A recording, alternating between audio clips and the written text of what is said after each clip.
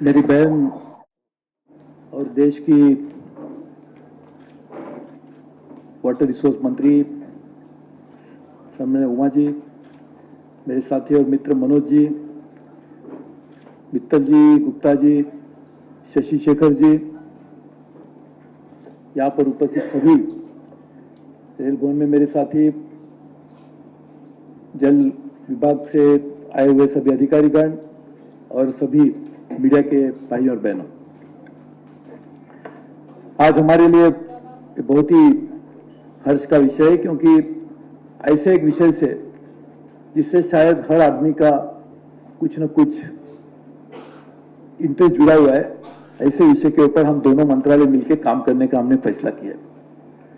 ऐसे समय, जिस समय चेन्नई में और वहां के कोस्टल एरियाज में, तमिलनाडु, आंध्र प्रदेश, पुडुचेरी, ऐसे एरिया में बहुत बड़ी वर्षा हो रही है। ये इसलिए कह रहा हूं क्योंकि पानी की समस्या ऐसी है कि बहुत पानी आता है तो भी समस्या है, पानी नहीं तो भी समस्या है। यानी पानी किसी न किसी कारण समस्या बन सकता है, बहुत पानी से भी, न पानी होने से भी। और उसका जो बैलेंस रखना चाहिए वो रखने के लिए भी पेरिस में बातचीत हो रही है। यानी इसी समय हम लोग ये सोच रहे हैं कि तमिलनाडु की समस्या को हल करना है तो पेरिस जाके समस्या हल करना होगा।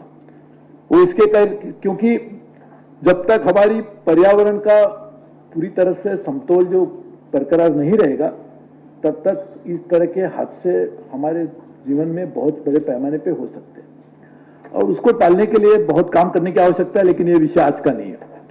आज हम सोच रहे हैं कि रेल एक बहुत बड़ी पैमाने पे पानी का इस्तेमाल करती है। रोज यातायात करने वाले लोगों के पीने के लिए, उनकी प्यास बुझाने के लिए पानी की जरूरत है। रेल को साफ सुथरा रखने के लिए पानी की जरूरत है। रेल के वर्कशॉप में पानी की जरूरत है। यानी अलग अलग जगह, रेल की कॉलोनीज, हॉस्पिटल्स, वहां भी पानी की जरूरत है। यानी पानी का इस्तेमाल करने में रेल एक बहुत बड़ी उपभोक्ता के नाते भूमिका निभाता है। वैसे देखा जाए तो हमारे देश में 80% से ज्यादा पानी खेती के लिए जाता है। उससे बाद में सबसे ज्यादा पानी ये जाता है पावर जनरेशन के लिए। मेरे ख्याल से शायद तीसरा नंबर हमारे रेल का आता होगा जो पानी का इस्तेमाल करने में must be the third largest consumer in the country. तो हमारे लिए एक गुड ग्लोबल सिटीजन के नाते तो पानी का इस्तेमाल कम करना ही चाहिए। लेकिन साथ साथ में हमारे फाइनेंशियल कमिश्नर है मुखर्जी जी, वो आपको बताएंगे कि वो भी पानी का खर्चा कम कैसा करें, ये भी एक हमारी समस्या हो सकती है। हमें बात का एहसास नहीं होता है कि हर चीज के ऊपर हमें पैसे किस तरह से बचाए जाए, उसके लिए भी सोचना चाहिए। पानी को बचाना चाहिए, साथ साथ में पानी के लिए जो हम कीमत अदा करते हैं उसको भी बचाना चाहिए। ये दोनों का बताने के लिए हमने बजट में कहा था कि हम नए वाटर रिसाइकलिंग प्लांट बनाएंगे।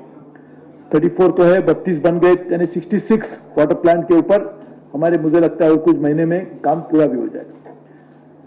इसकी वजह यह है कि पानी हम उसका निर्माण नहीं कर सकते। उमा जी सही मायने में गंगा की भक्त है, और इसीलिए है कि उनको पता है कि आज जिस संस्कृति के लिए हम काफी अभिमान से हम खड़े हैं, उसकी वजह ही गंगा माता है। उसी ने हमें जन्म दिया है। वो गंगा ही खत्म हो जाएगी तो शायद आगे आने वाले दिनों में क्या बचेगा। और इसीलिए आप वो जो याद करा रही थी, तो उन्होंने कहा था मुझे एक दिन चुनाव के पहले मेरे से शपथ ग्रहण कराया था कि आप आइए गंगा जी के सामने खड़े रह के कहिए कि आप गंगा की पूरी तरह से रक्षा करेंगे। तो मैंने कहा नॉर्मल, और उन्होंने मेरे को गंगा जल पिलाया। तो मैंने कहा गंगा जल वैसे थोड़े जाने के टाइम पिलाना होता है, मेरे लिए अच्छा है कि आपने ऐसे समय पिलाया कि जाने का समय और शायद कुछ बच गया होगा। तो इसके लिए मैंने कहा शायद हमारी जिंदगी भी अच्छी तरह से गुजर सकती है। लेकिन ये पानी ही हमारे लिए बहुत अहम चीज है, इसके लिए उसका कम से कम इस्तेमाल करना आवश्यक है। इसके लिए रिसाइकलिंग की बात आई। जो पानी है निर्माण नहीं किया जा सकता, जो है उसको वापस रीयूज करके, रिसाइकल करके किस तरह से इस्तेमाल किया जाए, उसमें पैसा भी बचेगा और पानी भी बचेगा। यानी this will be a win win situation for ecology, for economy also. तो इसके लिए हमने इस बात का फैसला किया था। अभी मैं ऐसे सोच रहा हूं क्योंकि हमारे मेंबर इलेक्ट्रिकल यहां पर बैठे टंडन जी, हम लोगों ने सोलर पावर का इस्तेमाल करने का बड़ा फैसला किया है। आप एक ये भी सोचिए कि हमारे जो रिसाइकलिंग प्लांट है वो सोलर एनर्जी पे कैसे चल सकते हैं, ताकि हमारी एनर्जी की भी बचत होगी। यानी आने वाले दिनों में हम ये नहीं करेंगे कि एनर्जी भी बचे, पानी भी बचे, पैसे भी बचे, यानी लोगों को सबको लाभ भी हो और हमारा भी लाभ हो। यानी ये करने के लिए मुझे लगता है विन विन सिचुएशन लाने के लिए काम करने की जरूरत है। आज हमारा जो एग्रीमेंट, वैसे देखा जाए तो हम उसको एमओयू कहते हैं, लेकिन जो हमने आज तक एमओयू किए वो सब कार्यान्वित हो गए। यानी एमओयू का मतलब ये नहीं कि शायद पहले तो ऐसी चीज थी कि पहले एंगेजमेंट बाद में शादी, कुछ दिन पहले, अभी तो लगता है शादी पहले जाते बाद में याद आता है एंगेजमेंट नहीं की, तो कुछ एंगेजमेंट बाद में भी की जाती है।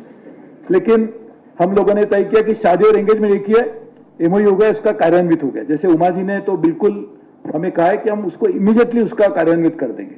यानी ये जो आज हम तय करेंगे उसका लाभ रेलवे को भी मिलेगा, साथ साथ में पूरे पर्यावरण को भी मिलेगा, गंगा के शुद्धिकरण में भी उसका योगदान रहेगा और रेल को पैसे भी बचेंगे। यानी जो आने वाले दिनों में जो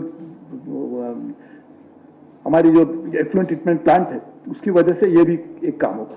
इसलिए मैं मानता हूं आज हमारे लिए बहुत अच्छी बात है। हम लोगों ने कुछ समय पहले एनर्जी कॉस्ट में बड़ी पैमाने में सेविंग करने की शुरुआत की है और हमारा जो टारगेट है उससे भी ज्यादा हम एक्सीड कर पाएंगे। और मुझे लगता है कि रेल के इतिहास में पहले ही इतना हमारा एनर्जी कॉस्ट कम होगा। आगे आने वाले दिनों में हर जगह पर जहां जहां पर कॉस्ट सेविंग हो सकता है उसके ऊपर ध्यान देना होगा, क्योंकि अभी पे कमीशन आ गया, तो अभी तो कमीशन तो देना ही पड़ेगा, तो ओमिशन कैसे करेंगे? ओमिशन करने के लिए कॉस्ट रिडक्शन करना पड़ेगा। तो इसके लिए मुझे लगता है 30,000 करोड़ से ज्यादा रेल के ऊपर बर्डन आने वाला है। 30,000 करोड़ से ज्यादा हर साल पे कमीशन की वजह से रेल के ऊपर एक बर्डन आएगा। तो उसको तो किस तरह से करेंगे उसको हम ये तो बहुत ही बड़ी समस्या है। लेकिन कॉस्ट रिडक्शन ये हमारे लिए पे कमीशन से पहले भी बात की और आज तो बिल्कुल आवश्यक होगी। इसलिए कोई उसमें गुजारा नहीं, चारा नहीं है, हमको करना ही होगा। और इसीलिए कॉस्ट रिडक्शन की जो जो आइटम्स है, जहां जहां पर एफिशिएंसी इंप्रूवमेंट करने की संभावना है, वो ह्यूमन कॉस्ट में एफिशिएंसी हो, एनर्जी कॉस्ट में एफिशिएंसी हो, वाटर में हो, हर जगह पर एफिशिएंसी इंप्रूवमेंट करने की भी जरूरत होगी और इसके लिए हम ये काम करेंगे। हमने बहुत सारी चीजों के ऊपर पानी में काम की शुरुआत की है, जैसे वाटर ऑडिट है, वाटर ऑडिट की भी शुरुआत की गई है। पानी का इस्तेमाल जिस तरह से उनके वाटर यूज एफिशिएंसी, एक तो अभी तो पैरामीटर हमने बनाया नहीं, बनाना होगा, तो वाटर ऑडिट के बाद होगा कि किस तरह से एक एक यूनिट के लिए कितना पानी इस्तेमाल करने की आवश्यक है। आज हमें इस बात का एहसास नहीं होता है, लेकिन कुछ समय बाद पानी की समस्या इतनी बड़ी होगी कि शायद आज हम नहीं सोचेंगे तो जब बहुत देर हो जाएगी तो सोचने से भी कुछ नहीं चलेगा। आज सोचने के बाद कुछ हो भी सकता है, लेकिन ऐसा समय आएगा फिर सोच के भी कुछ नहीं होगा। मैं बहुत टाइम एक लोगों का जब मैं एनवायरमेंट मिनिस्टर था, मैं लोगों को एक एग्जाम्पल देता था कि हमारे माता पिता जब होते हैं तो उनका महत्व इतना नहीं पता चलता। हमारे माँ को कुछ भी कहिएगा वो तो है, कल आज गुस्सा होगी, कल जाके वापस कहेंगे, माँ तो आके प्यार करेगी। लेकिन माता पिता चले जाते हैं, जाने के बाद हम कितने भी पुकारेंगे वापस नहीं आ सकते। उसी तरह से हमारे नेचुरल रिसोर्सेज है, पानी चला जाएगा तब तक उसका महत्व मालूम नहीं, क्योंकि है माँ जैसे हम कभी भी उसको कुछ कह सकते हैं। पानी चला गया, बाद में कितने भी रोएंगे, कितने भी पुकारेंगे तो वापस आ नहीं पाएगा।